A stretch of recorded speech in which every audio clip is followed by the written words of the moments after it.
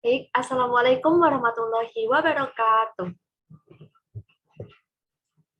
Di sini saya akan menjelaskan mengenai proyek akhir database saya, yang itu berupa rangkuman atau resume materi perkuliahan dari awal sampai akhir mata kuliah database.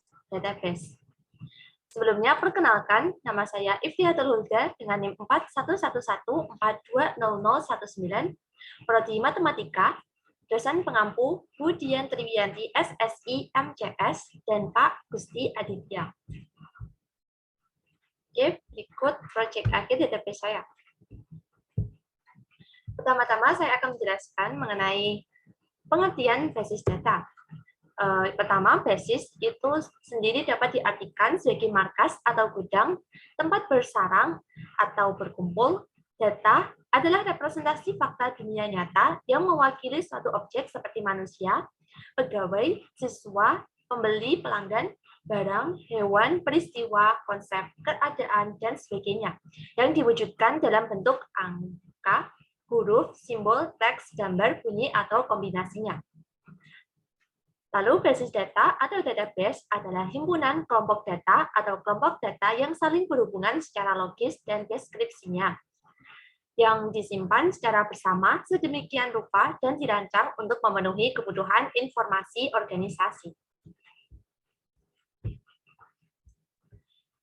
Untuk selanjutnya, ini tahapan perkembangan konsep basis data. Tahap pertama itu awal 1960-an. Pada tahap ini, cirinya data-data yang diolah berdasarkan prinsip pemrosesan berkas atau file processing pada lingkungan komputer mainframe. Lalu pada tahap kedua, yaitu akhir 1960-an, pada tahap ini cirinya yaitu konsep sistem basis data atau database system atau DBS, konsep sistem manajemen basis data atau database management system atau DBMS, layanan informasi secara online, dan layanan informasi berbasis teks. Lalu untuk selanjutnya, tahap ketiga yaitu awal 1970-an. Cirinya yaitu kemunculan aplikasi-aplikasi basis data berbasis sistem pakar atau expert system atau ES dalam sistem penunjang keputusan atau decision support system atau DSS, serta pemrograman berorientasi objek. Selanjutnya, pada tahap keempat, yaitu dimulai tahun 1980-an, yaitu mempunyai ciri sistem berbasis hypertext yang memungkinkan penampilan informasi berdasarkan suatu kata kunci pencarian yang dapat dilakukan secara acak. Lalu yang terakhir itu tahap kelima, mulai tahun 1990-an. Berkembang ke arah aplikasi-aplikasi basis data untuk sistem kecerdasan buatan, multimedia yang melibatkan data teks, suara, gambar, dan animasi, aplikasi basis data berorientasi objek, serta aplikasi-aplikasi basis data secara online. Baik, untuk selanjutnya ini ada aplikasi basis data. Yang pertama, untuk di industri manufaktur, itu untuk produksi, persediaan, pemesanan. Lalu yang kedua, manajemen rumah sakit, seperti registrasi, rekam medis, perawatan. Yang ketiga, manajemen perpustakaan, seluruh transaksi. Yang keempat, perhotelan, seluruh transaksi juga. Yang kelima, perbankan, melayani seluruh transaksi. Yang keenam, perguruan tinggi.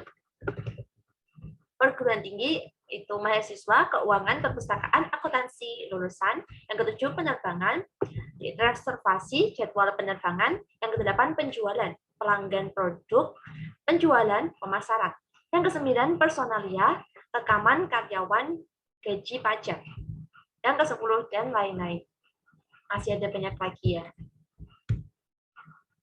Oke, selanjutnya ada pemodelan data.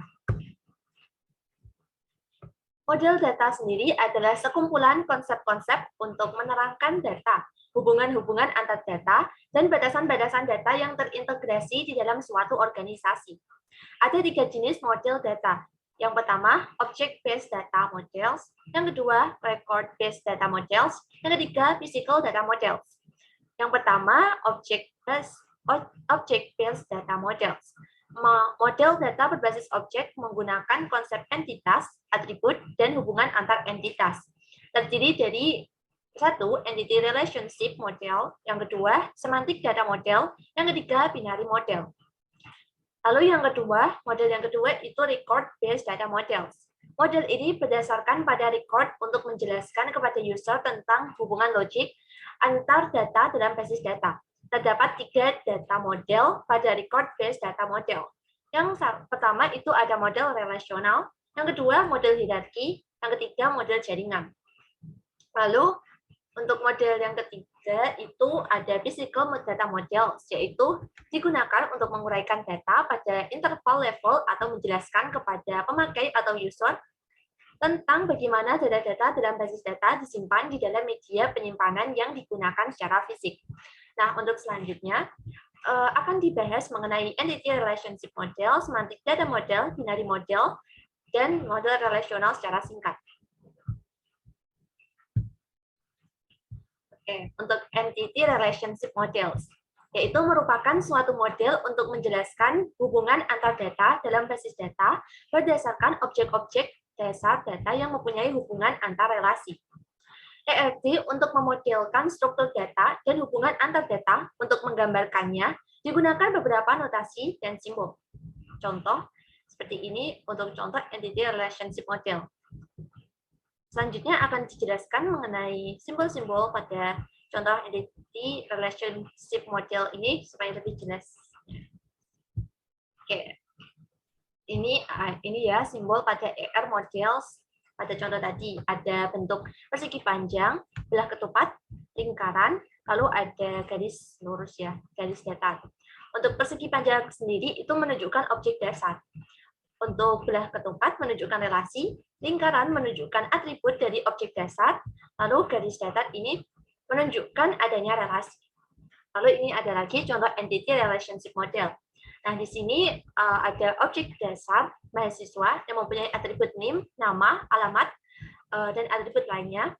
Lalu memiliki relasi, ada relasi memiliki, yaitu dengan objek dasarnya transkrip nilai, dengan atribut kode mata kuliah, nama mata kuliah, nilai, dan atribut lainnya. Oke, untuk garis ini menunjukkan adanya relasi ya, seperti ini sudah dijelaskan. Lalu next selanjutnya ini semantic data models. Hampir sama dengan entity relationship model, di mana relasi antara objek dasar tidak dinyatakan dengan simbol, tetapi menggunakan kata-kata atau semantik. Tanda pada semantic models itu seperti berikut. Ini tanda garis panah, itu menunjukkan adanya relasi, lalu garis datar biasa itu menunjukkan atribut. Contoh semantic data models yaitu seperti ini. Ini objek dasarnya, objek dasar. Nah, ini atribut-atributnya. Oke, lanjut ya. Selanjutnya ada binary models. Pemetaan data dengan menggunakan 0 dan 1, atau true dan false dengan kondisi tertentu, atau hanya dalam alternatif relasi, atau hanya dalam alternatif. Relasi memiliki 3 tipe biner, yaitu yang pertama one-to-one, yang kedua one-to-many, yang ketiga many-to-many. Oke, untuk one-to-many atau satu demi satu ya, itu hubungan terjadi bila setiap instansi entitas hanya memiliki satu hubungan dengan instansi entitas lain. Nah, seperti pada gambar ini A1 memiliki hubungan 1 pada B1, lalu A3 juga memiliki satu hubungan dengan B3, lalu ini dan seterusnya. Oke, untuk yang kedua ini ada one to many. Relasi ini terjadi bila setiap instansi dapat memiliki lebih dari satu hubungan terhadap instansi entitas lain, tetapi tidak kebalikannya. Oke, pada gambar ini ya, ada A1 ini memiliki 2 hubungan, yaitu dengan B1 dan B2. Lalu ini A3 memiliki 1 hubungan, lalu ada A5, ini mempunyai 3 hubungan dengan B4, B5, B7, begitu tidak berlaku dengan sebaliknya ya, hanya ada kolom ini yang memiliki banyak hubungan gitu ya. Oke, untuk selanjutnya many to many. hubungan saling memiliki lebih dari satu dari setiap instansi entitas terhadap instansi entitas lainnya. Seperti pada gambar ini, A1 memiliki dua hubungan dengan B1 dan B2. Lalu B2 sendiri ini juga sebaliknya itu mempunyai dua hubungan juga dengan A1 dan A3. Nah, kalau ini berlaku kebalikannya, berhubungan. Kalau ini tidak ya, kalau ini satu-satu. Baik, selanjutnya model relasional. Data dan hubungan antar data direpresentasikan oleh sejumlah tabel dan masing-masing tabel terdiri dari beberapa kolom yang unik, yang namanya unik. Model ini berdasarkan notasi teori himpunan, set atau set teori, yaitu relation.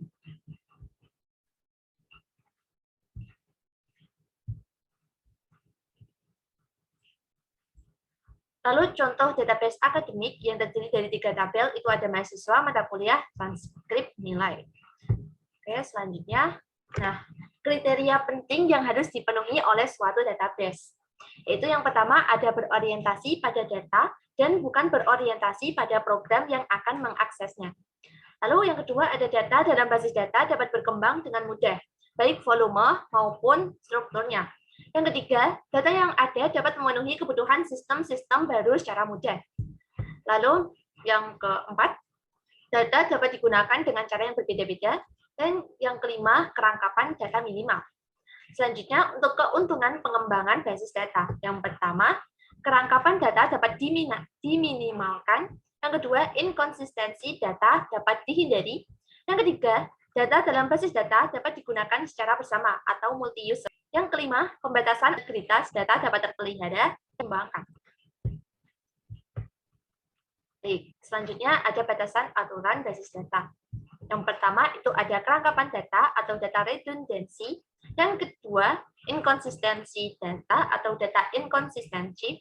Yang ketiga, data terisolasi atau data isolation. Yang keempat, keamanan data atau data security. Yang kelima, integritas data atau data integrity. Baik. Untuk kerangkapan data sendiri atau data redundancy munculnya data-data secara berulang kali pada basis data yang semestinya tidak diperlukan. Ini ada redundancy dalam satu file. Ini contohnya ada disediakan tabel. Saya sediakan tabel ya. Ini ada NIK, NIM, alamat, golongan, gaji. Nah, ini terjadi. Ini ada data-data yang berulang gitu ya. Lalu dapat penyelesaiannya atau solusinya dapat kita pecah tabel ini menjadi dua bagian, yaitu yang berisi NIK, nama, alamat, golongan, dan yang tabel kedua golongan dan gaji. Oke, untuk menghindari kerangkapan data tersebut dapat dilakukan dengan cara memecah atau menstruktur file menjadi beberapa bagian sampai tidak ada kerangkapan lagi. Selanjutnya ini ada redundancy dalam beberapa file. Nah, ini tabelnya berisi NIM, nama, minat. Ini dan NIM, nama. Untuk menghindari kerangkapan data tersebut dapat dilakukan dengan cara menghapus kolom yang rangkap. Oke, ini berarti ini ya, dihapus. Selanjutnya, untuk inkonsistensi data atau data inkonsistensi. Penyebab utama munculnya inkonsistensi data adalah akibat munculnya kerangkapan data dalam file. Penyebab lain yang memungkinkan terjadi kerangkapan data adalah yang pertama, proses pemasukan data atau data entry yang tidak benar. Yang kedua, proses pembaruan data atau update yang tidak benar. Yang ketiga, pengendalian sistem yang tidak baik atau tidak terkontrol. Untuk contoh dan cara penyelesaiannya itu hampir sama dengan kerangkapan data ya. Selanjutnya untuk data terisolasi atau data isolation. Data terisolasi dapat terjadi karena yang pertama, tidak adanya kemungkinan untuk menghubungkan antar data dalam file. Yang kedua, tidak adanya standarisasi data atau berkaitan dengan domain atau format data, meliputi tipe dan ukuran data. Data terisolasi dapat diatasi dengan Yang pertama, menambahkan file baru bertipe transaksi yang berfungsi sebagai penghubung antar data dalam file-file lain yang telah ada. Yang kedua, menambahkan kolom yang berfungsi sebagai penghubung dengan file-file lain yang telah ada. Dan yang ketiga, menyesuaikan domain kolom yang berfungsi sebagai penghubung. Selanjutnya, untuk keamanan data atau data security. Untuk aspek keamanan data meliputi recovery, integrity, konsuransi, privacy, security. Untuk recovery sendiri, itu suatu proses menggunakan kembali basis data dan media penyimpanan cadangan untuk mengembalikan data pada kondisi yang benar karena terjadi kerusakan atau kehilangan data akibat kerusakan media penyimpanan, program aplikasi, OS, basis data, hardware, dan lain-lain. Lalu untuk integrity, itu berkaitan dengan unjuk kerja sistem untuk dapat menjaga data-data dalam basis data agar selalu berada dalam kondisi yang benar atau tipe dan ukuran datanya. Lalu up to date, sesuai dengan kondisi aktual, konsisten, dan selalu tersedia. Selanjutnya untuk konsuransi, itu berkaitan dengan mekanisme pengendalian basis data saat digunakan oleh beberapa pemakai secara bersamaan agar terhindar dari kesalahan akibat beberapa transaksi berbeda dilakukan secara bersamaan. Selanjutnya, privasi dimaksudkan sebagai pembatasan kewenangan akses data dalam basis data untuk mencegah dan melindungi basis data dari penggunaan pengguna yang tidak berwenang dan pengubahan yang tidak dikehendaki. Lalu yang terakhir ada security, itu suatu mekanisme sistem untuk mencegah dan melindungi basis data hilang akibat dari kerusakan pada fisik media penyimpanan, kebakaran, banjir, dan bencana lainnya. Oke, untuk selanjutnya itu ada data terintegrity. Data integrity. Integritas data berhubungan dengan kinerja sistem agar dapat melakukan kendali atau kontrol pada semua bagian sistem. Salah satu cara terbaik untuk menjaga integritas data adalah dengan meyakinkan bahwa nilai-nilai data adalah benar sejak pertama kali masuk. Hal ini dapat dilakukan dengan yang pertama, men-set secara seksama prosedur penangkapan data atau data capture. Yang kedua, itu membuat modul dalam program aplikasi untuk mengecek validitas nilai data pada saat dimasukkan ke dalam mesin atau data entry. Untuk selanjutnya akan dijelaskan mengenai ERT. ERT sendiri itu kepanjangannya Entity Relationship Diagram. Adalah suatu model penyajian data dengan menggunakan entity dan relationship. Menggambarkan model konseptual untuk menggambar struktur logis dari basis data berbasis grafis. Tujuannya sendiri itu agar database dapat dipahami dan dirancang dengan mudah. Lalu digunakan sebagai perangkat untuk berkomunikasi antara pengembang database dengan pengguna. Nah, selanjutnya ini ada simbol dalam ERT. Nah, ini yang persegi panjang ini namanya entitas, yaitu merupakan objek dalam dunia nyata yang dapat dibedakan dengan objek-objek lain. Lalu ada yang berbentuk belah ketupat, ini namanya relationship. Mohon maaf, untuk entitas sendiri itu tadi mempunyai contoh entitas itu seperti mahasiswa, dosen, ruang, mata kuliah, nilai. Nah, lalu untuk relationship sendiri itu adalah hubungan yang terjadi antara satu atau lebih entitas. Contohnya, tadi kan ada entitas mahasiswa. Nah, lalu ada ada hubungan relasi mengambil, misal. Jadinya mahasiswa mengambil, lalu ada entitas lagi mata kuliah. Jadinya itu kayak ya menghubungkan antara lebih dari satu entitas gitu ya. Lalu selanjutnya ada atribut. Atribut sendiri itu sifat atau karakternya itu melekat dalam sebuah entitas. Nah, selanjutnya ini ada simbol hubungan yang garis, lalu ada garis tegaknya sedikit itu satu, mempunyai hubungan satu, lalu ini ada bercabang-cabang, ini memiliki banyak hubungan ya. Oke, untuk selanjutnya ada langkah-langkah membuat ERT.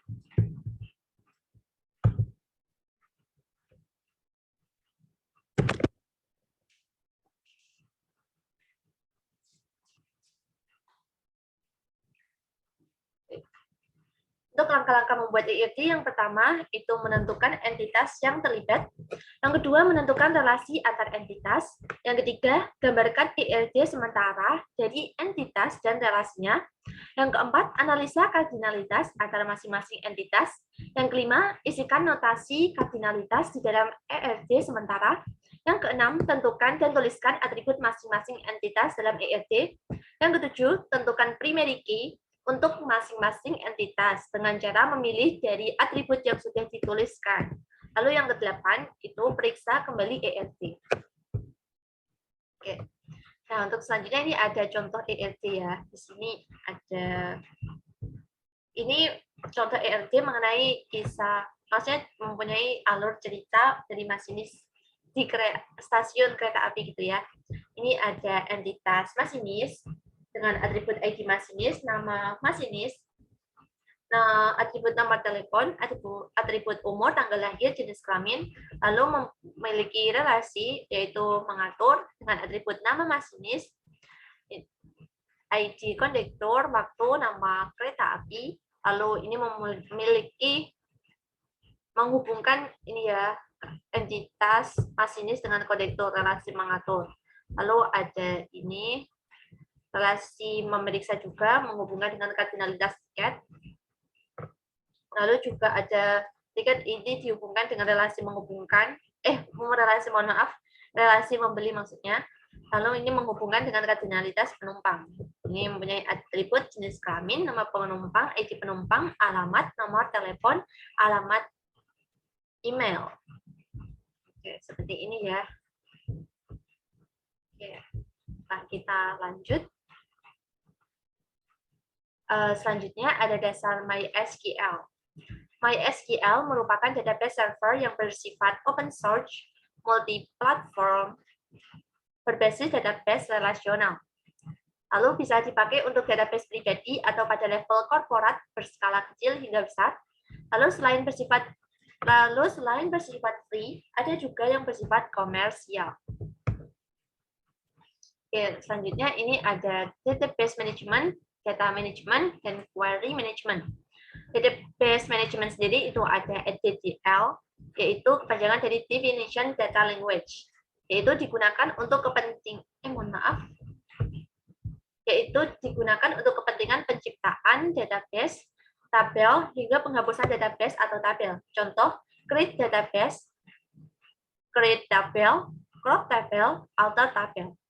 Lalu ada data management, itu DML, yang kepanjangannya data manipulation language, digunakan untuk memanipulasi data. Contohnya, delete itu untuk menghapus data, insert menyisipkan data, update mengubah data. Selanjutnya untuk query management, itu ada DQL atau kepanjangannya itu data query language, yaitu menampilkan data dari tabel di sebuah database. Contoh, select itu untuk menampilkan data. Selanjutnya ini untuk DDL language. Nah, DDL language ini suatu bahasa gitu ya, satu bahasa dalam pemrograman. Nah, ini ada beberapa. Ini yang pertama ada create, itu untuk membuat database. Contohnya itu create database, nama underscore database, titik koma, jangan lupa. Lalu create tabel, nama underscore tabel, titik koma.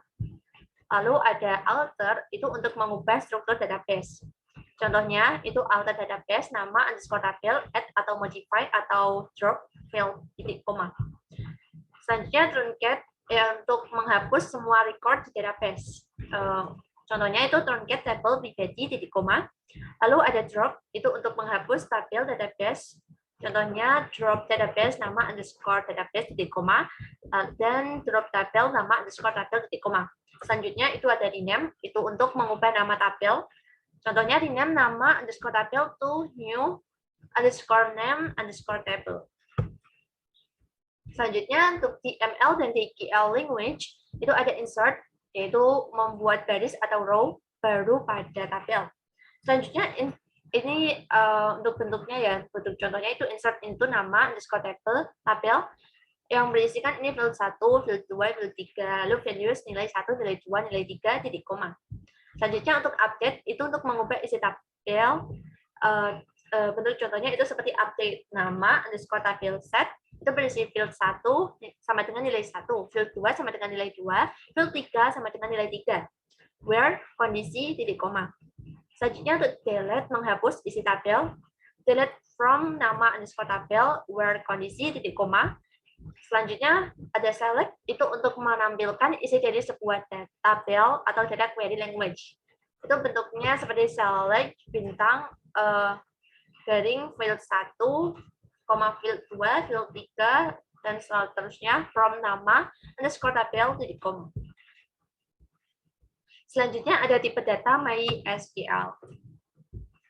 Ini ada karakter, lain-lain, dan bilangan. Untuk karakter sendiri, ini terdiri dari char, yaitu teks dengan maksimal 255 karakter.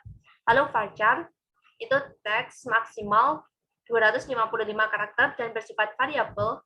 Selanjutnya itu ada teks dengan panjang maksimal 65.535.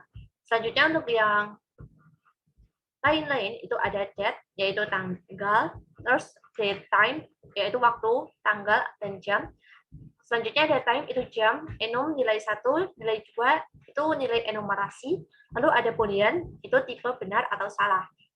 Selanjutnya untuk bilangan, itu ada tingin, bilangan 1 byte, lalu small int, bilangan 2 byte, int atau integer, bilangan 4 byte, pidgin, bilangan 8 byte, float, bilangan pecahan 4 byte, double atau real, bilangan pecahan 8 byte, desimal dalam kurung m, d atau numeric m, d, yaitu bilangan pecahan.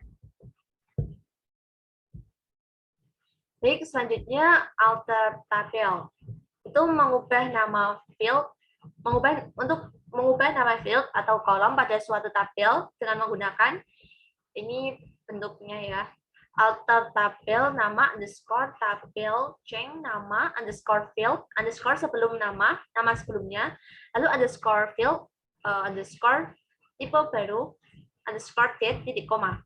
Alter tabel pribadi change sex jenis kelamin enum p w titik koma. Ini ada 2 bentuk ya. Selanjutnya selain mengubah nama field, kode yang sama juga dapat digunakan untuk mengubah ukuran atau tipe data field. Nah, ini ada alter tabel pribadi change kotak-kotak varchar 20. Selanjutnya itu drop table. Perintah drop digunakan untuk menghapus sebuah tabel. Drop table nama underscore table titik koma. Oke, ini ada latihan. Ini bisa langsung dipraktekkan ya. Ini membuat tabel bernama riwayat dengan isi berupa field NIP bertipe char 5. Create table riwayat gitu ya. Langsung kita praktekkan saja ya. Pertama-tama kita membuka command prompt.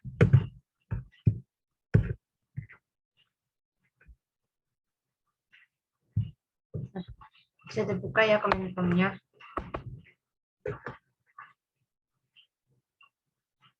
Oke, lalu untuk use HP ini kita ketikkan cd, listening, enter, lalu lalu cd spasi exam. Ini sebelumnya aplikasi exam-nya udah diaktifkan ya. Ini bisa diklik start pada iPad sama MySQL. Ini kalau udah berwarna hijau berarti sudah bisa dijalankan. Oke, langsung lanjutannya itu jadi exam terus slice MySQL, enter. Selanjutnya MySQL bin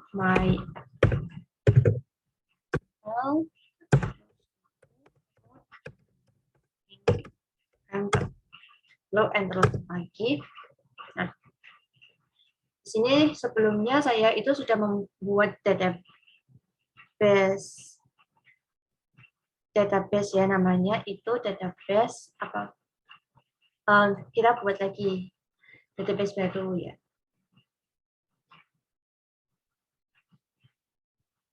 Kita membuat lagi apa? Memakai database yang sudah ada lagi kerjanya. Ini database yang sudah ada, ini saya sudah tadi udah mau bikin database jalan ya. Ini kita use jalan. Oke.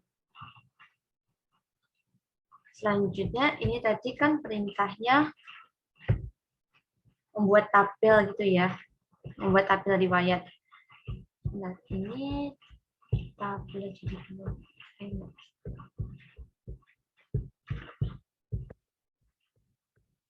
Ya, kita membuat tabel riwayat lebih dahulu dengan isi NIP bertipe char 5.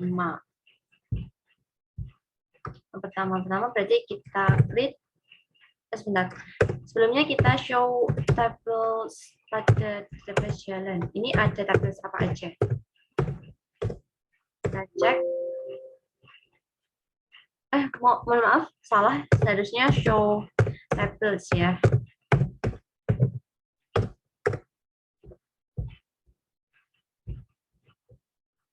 Oke, show tables. Show tables. Nah, ini empty set. Berarti tidak ada tabel ya pada database jalan ini. Selanjutnya kita bikin tabelnya. Create tabel riwayat.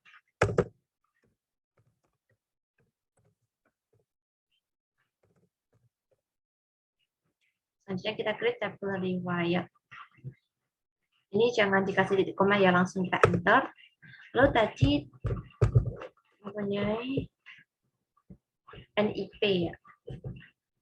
Isinya itu NIP. Ini belum buka. NIP char 5 ya. Ini langsung kita akhiri dengan titik koma. Enter. Selanjutnya kita show tables. Kita cek apakah tabelnya sudah ada.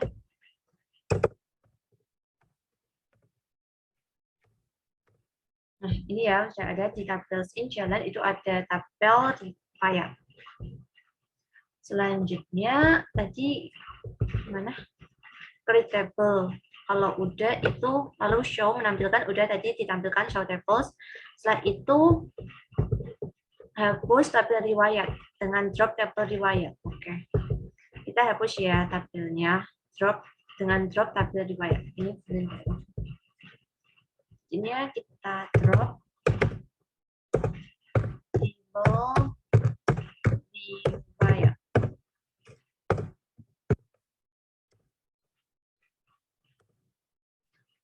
Oke, udah berhasil ya. Lalu kita cek apakah udah terhapus. Nah, sudah empty set. Berarti ini udah terhapus ya. Jadi kita udah mempraktekkan ini tadi untuk membuat tabel riwayat. Lalu kita menunjukkan ngecek apakah tabelnya sudah terbuat, lalu kita menghapusnya, lalu dicek kembali. Itu untuk drop table. Oke, untuk selanjutnya ini ada praktik membuat tabel, mengubah nama tabel, mengubah nama kolom pada tabel, mengubah tipe data. Ini maaf tipe, ini menambahkan kolom atau field, lalu menghapus kolom. Baik, langsung kita praktikkan. Di sini untuk membuat tabel, tabelnya terserah ya datanya apa aja.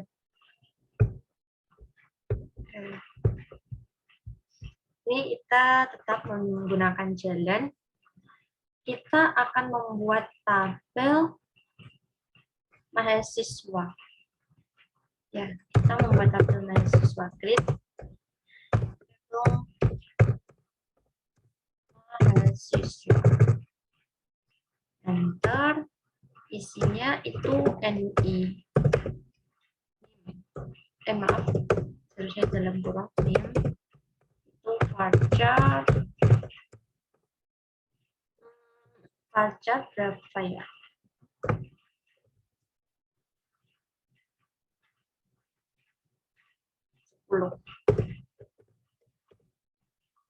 Oke, lalu setelah nim itu ada itu mohon maaf ini nim kita tambahin primary key ya supaya nanti tidak ada data yang sama pada nim.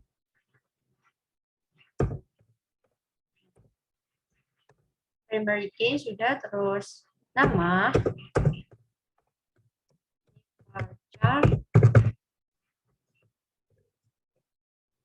30, lalu usia ya. Usia ini cukup menggunakan char 2. Oke, selanjutnya kita edit dengan titik koma. Enter. Oke, supaya kita cek apakah tabelnya ini sudah ada show tables. Enter. Oke, udah ada ya tabel mahasiswanya. Selanjutnya coba kita dash mahasiswa.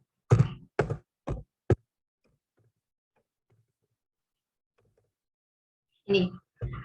Untuk deskripsinya, deskripsi tabelnya itu berisi, kolomnya itu ada name, nama, usia, lalu tipenya varchar 10, varchar 30, char 2, lalu ini nolnya, ini no, yes, yes, lalu ini key, name-nya tadi primary key ya. Oke, untuk selanjutnya kita isi tabel tersebut dengan menggunakan insert into.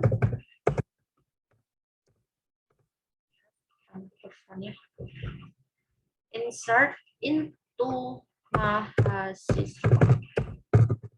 Enter. Lalu values-nya untuk name. Values-nya coba masukkan data. Oh, mohon maaf, ini saya belum ini. Ini name saya ini dengan 4111420019 ya. Lalu koma. Habis name nama saya Ifri Harun.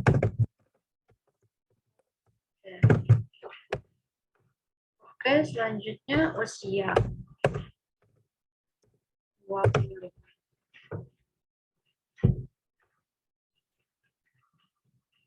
Selanjutnya enter, kita isikan lagi. Kita coba ya. 4111420000 itu ya. Oke, terus koma. Namanya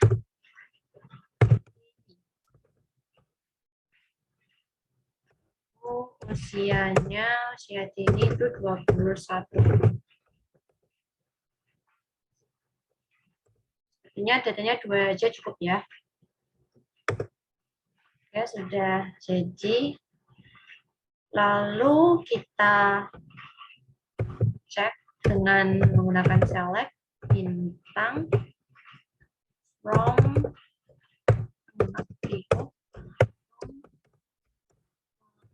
siswa. Titik koma, titik koma, enter. Oke, ini tabel dari mahasiswa. Berdasarkan name, nama, usia, ini ada name. Ini sesuai urutan ya, walaupun tadi kita mengisinya itu yang ini saya terlebih dahulu, tapi ini yang paling atas ini sendiri ya ternyata. Sesuai name-nya, berarti ini urut 41142000, lalu ini ada saya sendiri, usia. Nah, lalu yang kedua tadi apa ya? Setelah kita membuat tabel, kita mengubah nama tabel. Kita ubah nama tabel.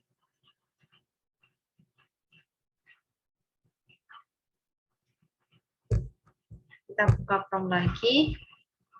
Kita ubah nama tabel dengan menggunakan alter table, lalu name. Alter table mahasiswa. Name menjadi data gitu ya. Tabel data. Oke, sudah ya. Kita cek apakah sudah terganti namanya dengan show table. enter. Oke, ini sudah terganti ya, yang asalnya mahasiswa menjadi tabel data. Oke, langsung yang ketiga tadi itu setelah mengubah nama tabel itu mengubah nama kolom pada tabel, Kita buka Chrome kembali.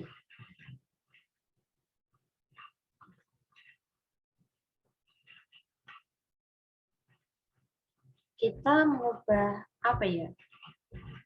Kita mengubah usia menjadi umur gitu ya.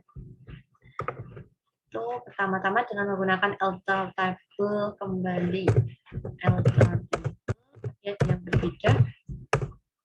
Alter table data. Alter table data, enter change.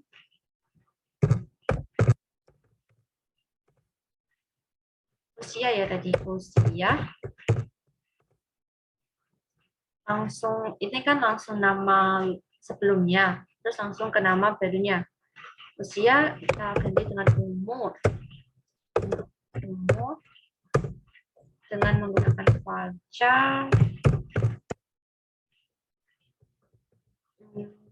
Dua tetap ya. Di koma. Kita enter. Oke, sudah berhasil. Lalu kita coba cek yes data. Oke, nah ini udah ya. Yang awalnya tadi usia menjadi umur. Lalu selanjutnya yang keempat kita akan mengubah tipe data. Oke. Mohon maaf. Kita buka kembali command prompt.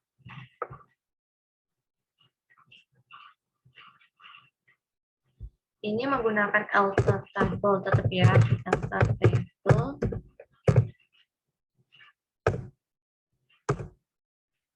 Data, enter, modify. Pemakainya itu modify.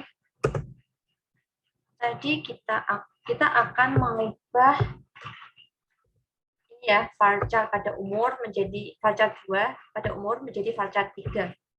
Jadi ini menggunakan modify umur varchar 3.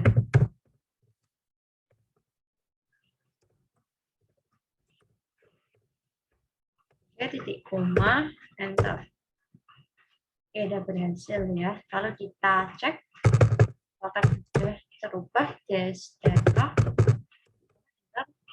Oke, sudah menjadi varchar 3 ya. Oke, untuk yang maaf. Untuk yang kelima itu menambahkan kolom atau field. Oke, kita buka kembali command prompt-nya. Kita menggunakan alter lagi, alter table. Enter. Kita menambahkan kolom apa ya? Kan kalau menambahkan pakai add, menambahkan tanggal lahir gitu ya. Tanggal lahir. Add, mohon maaf ini seharusnya nggak bisa pakai spasi ya, kita pakai underscore. Add tanggal lahir menggunakan date. Enter. Oke, selanjutnya kita cek lagi. Terganti. Oke, maaf, terganti. Sudah tertambahkan gitu ya. Oke, ini sudah ada tertambahkan tanggal lahir. Oke, untuk yang terakhir itu menghapus kolom. Oke, selanjutnya kita akan menghapus kolom. Kita akan menghapus kolom tanggal lahir ya. Menggunakan drop. Mohon maaf, ini kita menggunakan alter terlebih dahulu. Kita mengetikkan alter terlebih dahulu. Alter table data. Enter drop kolom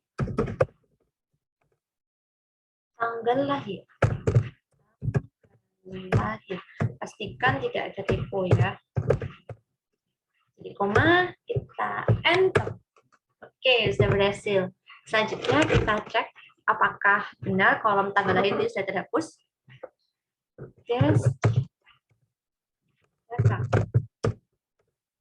Oke, ini kolom tanggal lahirnya ini sudah terhapus ya.